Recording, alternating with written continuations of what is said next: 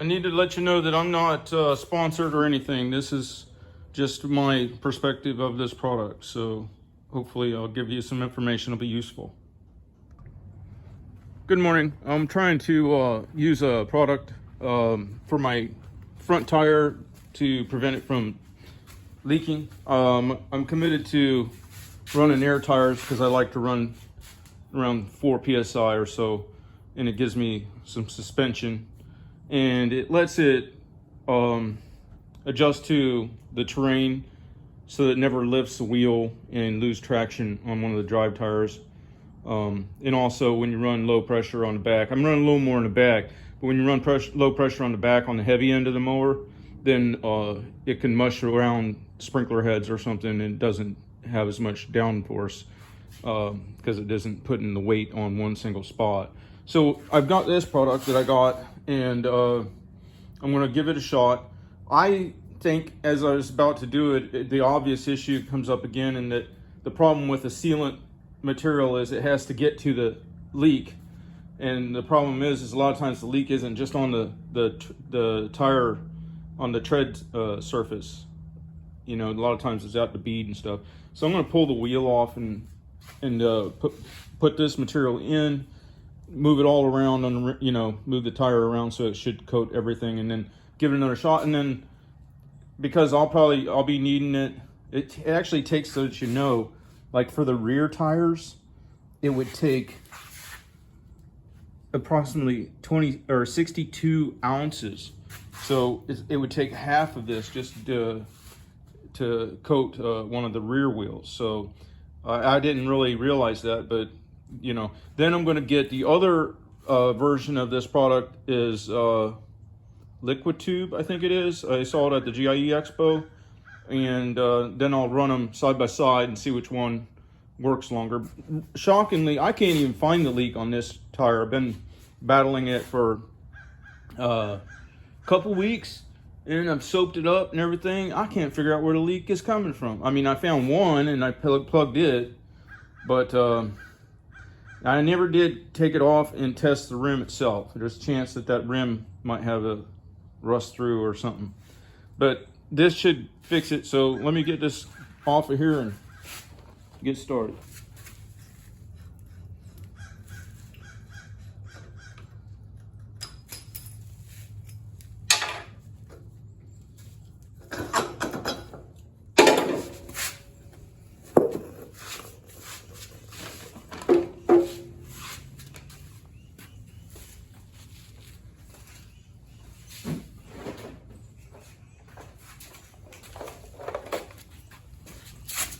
And you got to take the Schrader valve out.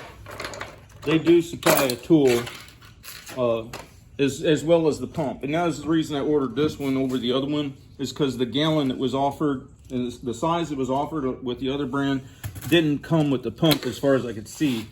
So I went with this one for now.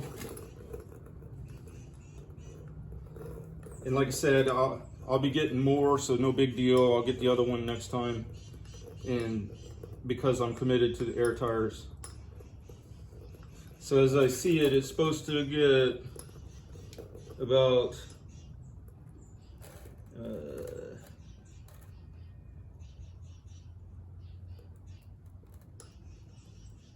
about 18 ounces, and they're saying it's about an ounce per pump. Okay.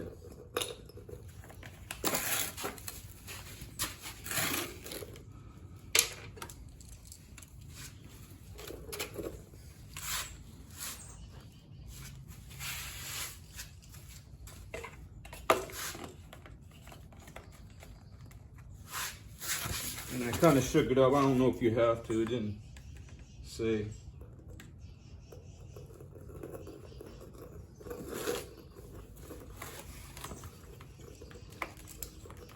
Per full pump.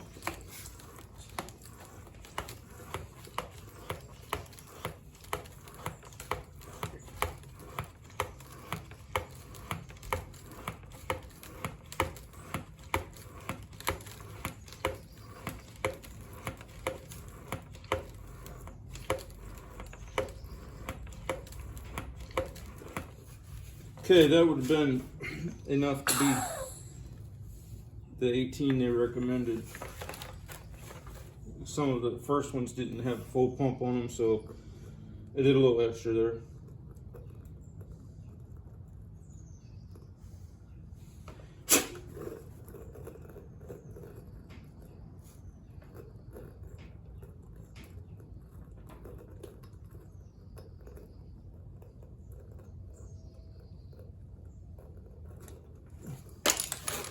Okay, now I gotta put the wheel back on. Like I said, I like having my valves and stuff to the inside so that I can see it, you know, when it's clocked to the right spot when I'm pulling up to the garage to make it easier to get air in there.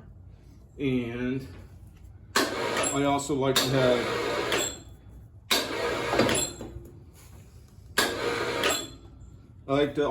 the bolt with the nut to the inside, so less chance of snagging a chain link fence. Of course, it's all preference, but that's how I set up my front wheels. Is the bolt head to the outside and the longer, more extending nut side to the inside. And the nice thing about the cable lift is just like that. You can touch it, get it just exactly right where that bolt slides right in. You're not holding the tire at the same time. So that's just the way I do it. And then I always keep my 2 wrenches. For some reason, the nut and the bolt are just they're a different size. Let's see, the bolt head is 1 1/16. Wait, which one's which?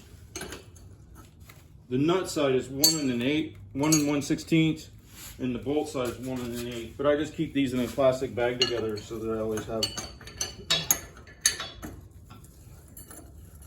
so I don't have to look.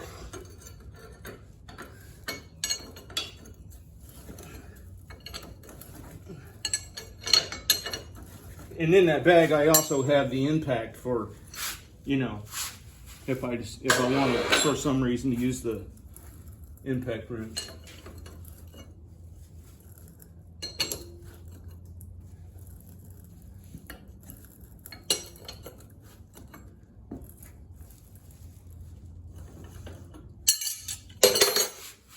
Okay. Oh, you know what? I put it on without even moving it around. You know what? That was stupid. I was supposed to roll it around. All right, let's see if it works despite that. That was the whole point of taking the wheel off.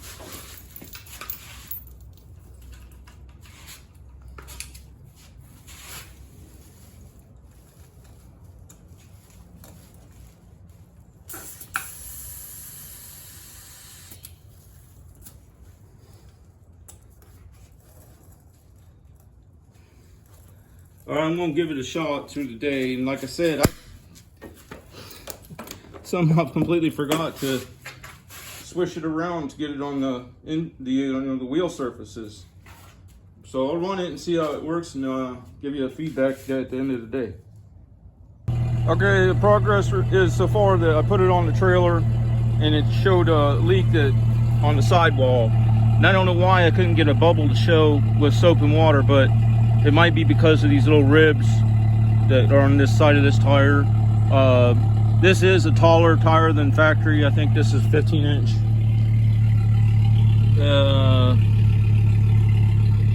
Of course, it's always fun. You ever try to find numbers on a tire? For some reason, it's on the other side all the time or something. They're a little narrower than factory, half an inch maybe, which I don't like, but they fit the fork nice, I think.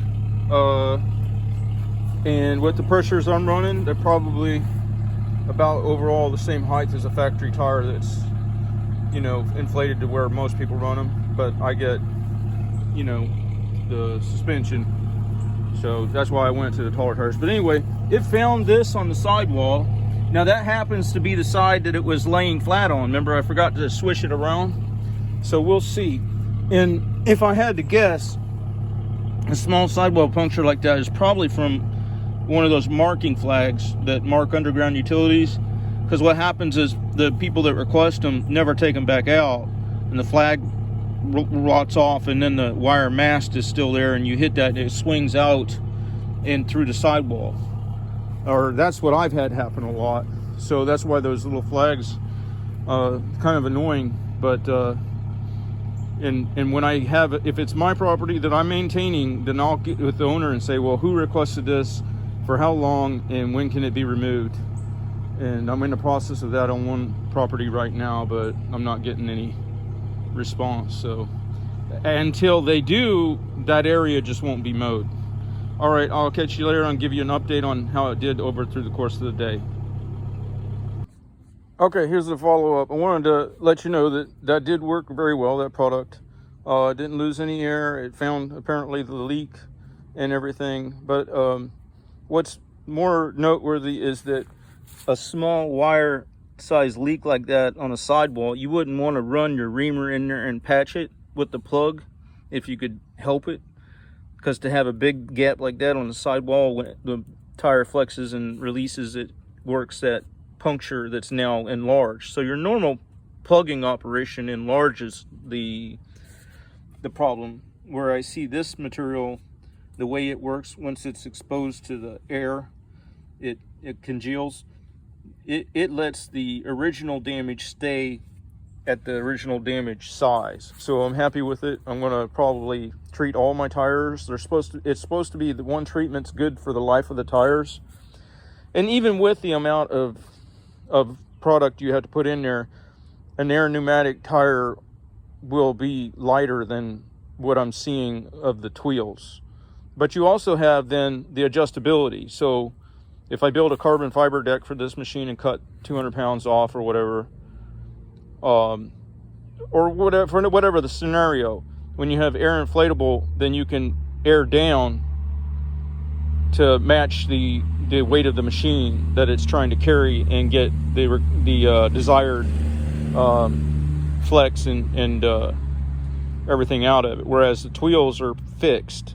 So if they're engineered for a machine that weighs 1,200 pounds and you've got a machine that weighs 6 or 8, then you're kind of up the creek because you're not going to get the flex that you would want on it. So, all right, I'm going to get back to work and hopefully this information is helpful to you. Have a good day.